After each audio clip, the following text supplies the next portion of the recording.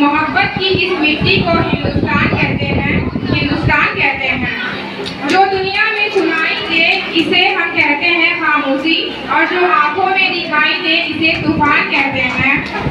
जो ये दीवार का सुराख है साहब, ये जो दीवार का सुराख है, चाइना, अमेरिका, पाकिस्तान साजिशों का हिस्सा है, मगर हम इसे अपने घर का रोशनदान कहते हैं।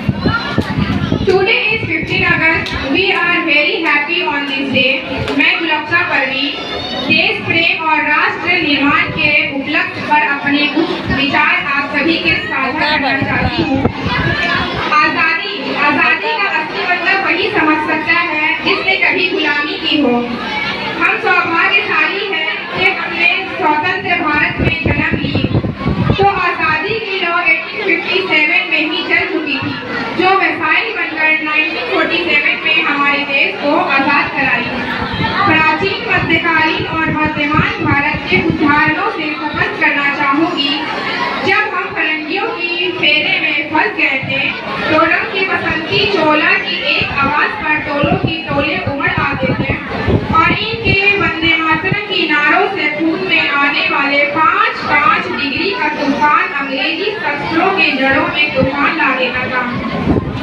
लोग मर जाते थे, मिट जाते थे, फांसी चढ़ जाते थे, तो वो भी अपनी देशभक्ति को साबित ही कर रहा होता है,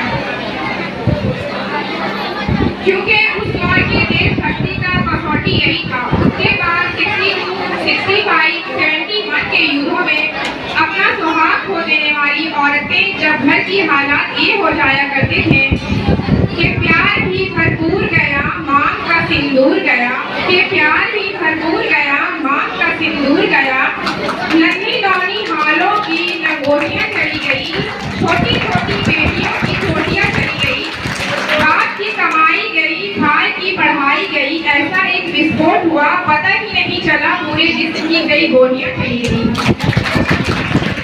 और आपके लिए तो एक आदमी मरा है साहब, और आपके लिए तो एक आदमी मरा है साहब, किंतु मेरी घर की रोटियां चली जाने वाली हालात पैदा हो जाने के बावजूद भी एक माँ अपनी बेटे को सड़क पर दुश्मनों की धज्जियां उड़ाने के लिए भेज देती थी, और पत्र लिखा कर ये भेजा करती थी कि अम्मा ने खत लिखा है बड़े ही चाव से, कि अम्मा ने खत लिखा है बड़े ही चाव से, कि पुत्र मेरे घबरा न जाना, एक इंच भी पीछे न हटना, चाहे इंच इंच कट जाना, चाहे इंच इंच कट जाना।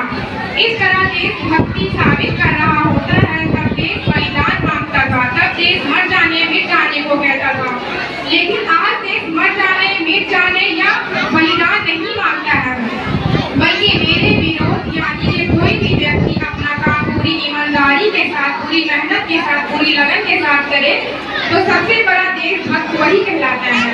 अंत में बस मैं यही